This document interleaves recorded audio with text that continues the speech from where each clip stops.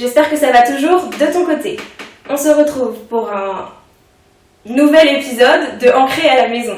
Cette semaine, je suis ravie d'accueillir un rappeur français hors pair. Sa carrière a débuté en Chine, où il a excellé pendant plus de 10 ans, mais c'est aujourd'hui en France qu'il a décidé de faire entendre sa voix. Au mois d'avril dernier, il a livré un texte engagé où il parle de la gravité du Covid-19 qui l'a fait exploser sur les réseaux sociaux. Il nous a ensuite enjaillé avec sa danse du confiné, et aujourd'hui, il rassemble plus de 14 000 personnes sur les réseaux sociaux. On retrouve tout de suite MC Max. D'abord en Chine, ouais nous étions le 23 janvier, je vous raconte même pas la déprime, le jour où la nouvelle est tombée. J'y ai passé 10 ans de ma vie et là le Covid est arrivé. J'écris des textes qui téléportent et qui j'espère font réfléchir. Le rap conscient c'est plus d'époque, permettez-moi de vous contredire. Vas-y danse, montre-moi ce que tu sais faire. Comment ton corps se déhanche pas en avant puis en arrière. Je débarque pour péter des portes, personne ne m'avait vu venir. Les concurrents ne me font pas peur, chacun sa part du gâteau. J'ai pas envie de vous faire peur, pas venu colporter des rumeurs, ni même plomber l'humeur. Mais bon j'ai beaucoup trop de trucs dans la tête, alors je rappe très tard le soir. J'ai ce besoin d'écrire des textes, c'est ma façon, mon exutoire. Et allez ensemble on s'éclate, mais c'est la danse du confiné.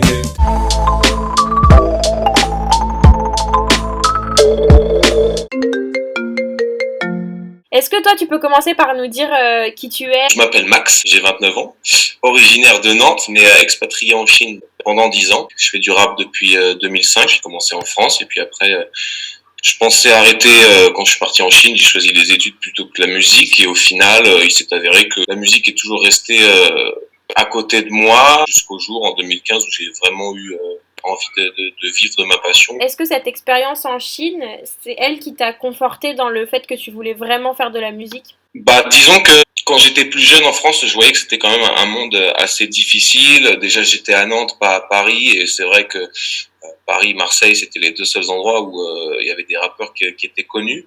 Et en arrivant en Chine, justement, je me suis rendu compte que tout est possible quand on est étranger, surtout.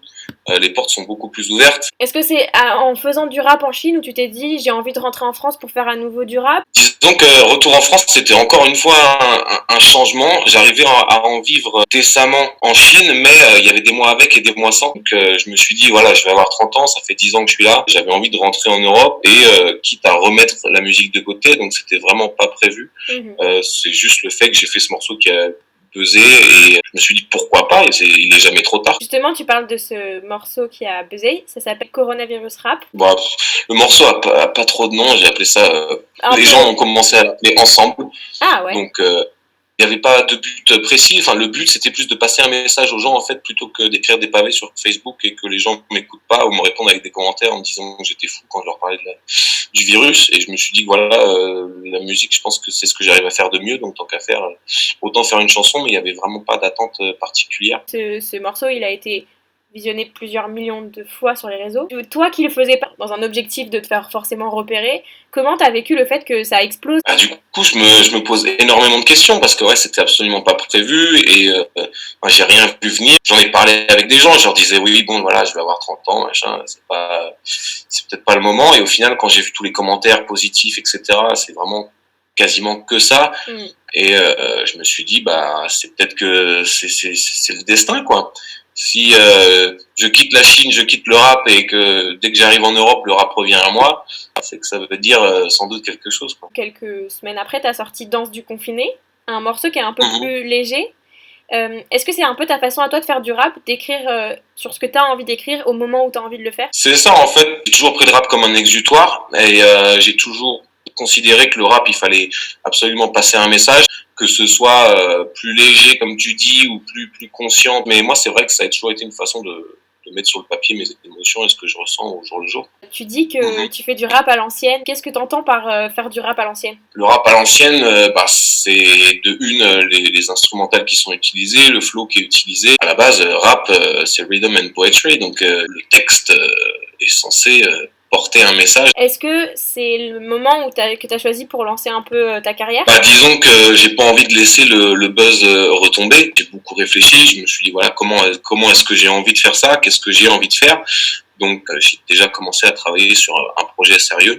Donc je vais faire un mini-album, ce qu'on appelle un EP. Ce sera déjà un bon départ, 8 titres. Et on va voir ce que ça donne sur la suite, quoi. Je vais faire un album, un EP de 7 ou 8 titres. J'ai envie d'en écrire déjà la moitié et après j'ai envie de lancer une campagne sur une plateforme de crowdfunding. Et après mon idée en fait ce serait de partir une semaine, 10 jours en Chine, enregistrer le projet là-bas. Je pense que tous les gens qui m'ont découvert, ils ont cette image du mec qui revient de Chine, qui rappe en chinois. Donc je veux que sur le projet, il y ait un son qui serait le son majeur du projet, qui soit en français et en chinois. D'accord. Et du coup, je ferai le clip là-bas. Donc tu as vraiment envie de faire une passerelle entre tes 10 ans en Chine, ta carrière en Chine, et ce que tu vas faire maintenant. Bah, je trouve ça un peu logique, il faut que je garde cette identité-là. En parlant d'identité, normalement, Ancré, c'est une interview qui parle des attaches. Toi, le fait de venir de Nantes, d'être parti en Chine, de vivre à Varsovie, est-ce que tu as quand même des attaches quelque part? Bah, c'est vrai que tu sais que je réfléchissais à ça même hier, je me disais, mais parce que bon, je suis né à Paris, je suis parti jeune, vers 10 ans, je suis parti à Nantes, après je suis parti à La Rochelle pour les études, ensuite je suis parti en Belgique pour un stage, en Chine, et là je suis en Pologne. Donc il n'y a pas l'endroit où je suis resté le plus longtemps et où j'ai eu le plus d'expérience de vie, ça reste la Chine. Je pense que quand tu as tout juste 20 ans, les amis que tu te fais, c'est les amis que tu auras logiquement pour longtemps. J'ai eu beaucoup de premières expériences en Chine, donc je pense que mes attaches sont vraiment là-bas. Est-ce que ça te fait flipper de quitter toutes ces attaches-là? Avant le confinement, quoi qu'il en soit, j'avais prévu de quitter la Chine et de rentrer en Europe en 2020. Pas forcément aussitôt dans l'année, mais c'était prévu. Donc bon, après, en France, ça va. Disons que ça reste quand même mon pays, je parle la langue, je connais des gens, donc ça ne m'inquiète pas trop. Et qu'est-ce qu'on peut te souhaiter pour après? Je pense connaître la réponse, mais tu vas peut-être me le confirmer. J'espère que je vais pouvoir réussir à faire une petite carrière en France comme j'ai pu le faire en Chine, petite ou grande, hein, mais c'est ça, pouvoir vivre de ma musique, ça reste le rêve et puis on verra comment ça se passe, mais c'est ce que je me souhaite en tout cas. On te le souhaite aussi, on croise les doigts. Merci. Merci beaucoup d'avoir répondu à mon interview.